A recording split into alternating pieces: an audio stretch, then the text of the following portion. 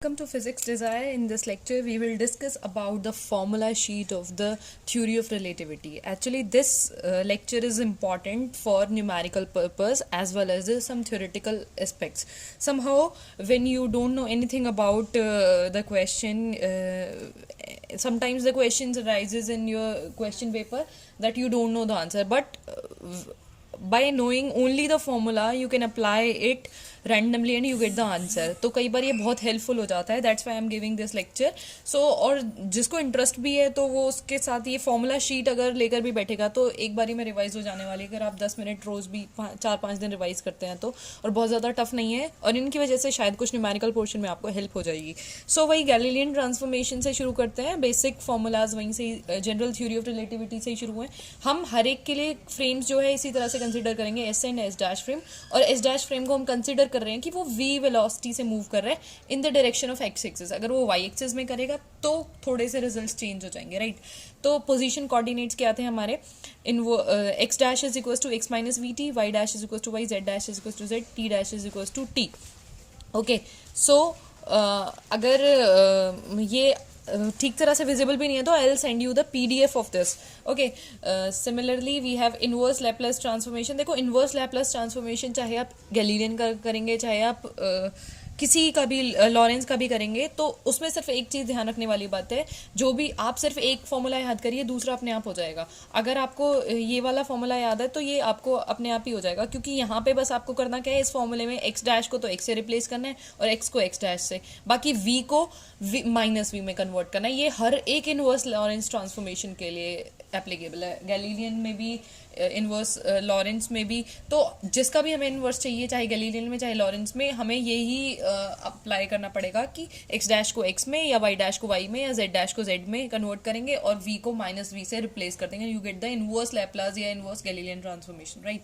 Okay, velocity क्या पढ़ी थी हमने गैलीलियन में, that u x dash is equal to u x minus v. मतलब ये वेरी करती है, क्योंकि फ्रेम हमारा एक्स एक्सिस में मूव कर रहा है, तो ये इस तरह से सिर्फ एक्स एक्सिस के कोऑर्डिनेट में ही वेरिएंट होगी. बाकी अगर तीनों में अगर वो मूव कर रहा है हमारा फ्रेम, तो तीनों के लिए वेरिएंट हो जाएगी. एक्सेलरेशन जो है वो वेरिएंट नहीं है.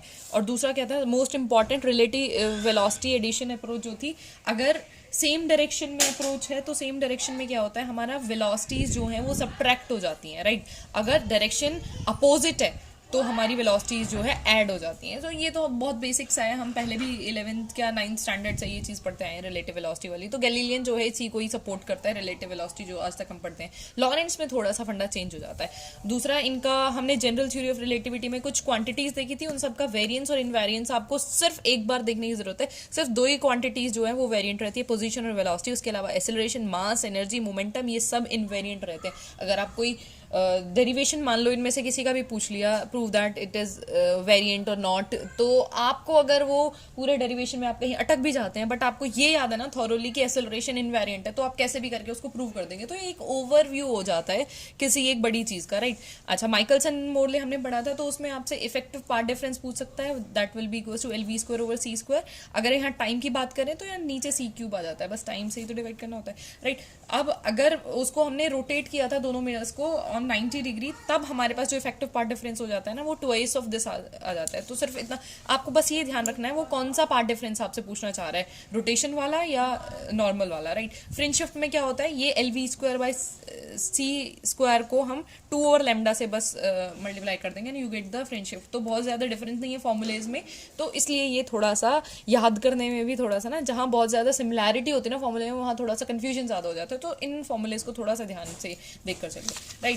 Now move to the Lorentz transformation. Lorentz transformation में क्या है, वही पोजीशन कोऑर्डिनेट है. ये बात करते हैं Lorentz transformation, x is equal to x dash plus v t dash over root of 1 minus v square over c square. ये जो हमारे पास है ना, इनमें वही करना है. इनवर्स फाइंड आउट करने के लिए क्या करेंगे, वी को माइनस वी से रिप्लेस करेंगे, एक्स डैश को एक्स से और एक्स को एक्स डैश से. सब में यही कहानी चलने वाली है. So these are the formulas. Similarly length contraction में देखो, लेंथ कॉन्ट्रैक्शन, इसको याद करने का तरीका क्या है, कॉन्ट्रैक्ट होगा. अब ये टर्म जो है ना, root of 1 minus v square over c square, ये मान के चलना है बहुत कम वैल्यू आने वाली है. अब किसी कम वैल्यू को कम एल किसी भी चीज से मल्टीप्लाई करेंगे तो वो कम ही देगा. मतलब 0.001 को तुम 2 से मल्टीप्लाई करो तो कम ही वैल्यू तो देगा. तो लेंथ कॉन्ट्रैक्ट हुई है, तो ये फैक्टर लेंथ कॉन्ट्रैक्शन के लिए ना लेंथ में मल्टीप्लाई होगा। यहाँ हम कंफ्यूज हो जाते हैं एग्जाम में कि टाइम डायलेशन में ये वाला फैक्टर डिवाइड में आता है या मल्टीप्लाई में आता है, या लेंथ कॉन्ट्रैक्शन में डिवाइड में आता है या मल्टीप्लाई। तो याद रखना है कॉन्ट्रैक्शन में कम लानी है तो मल्टीप्लाई बाय, ये वैल्यू कम ही रहने वाली है, इसको हमेशा मान के चलना कम है, ये हमेशा कम है, तो कम वैल्यू को किसी से मल्टीप्लाई करो तभी कम वैल्यू आएगी। अच्छा,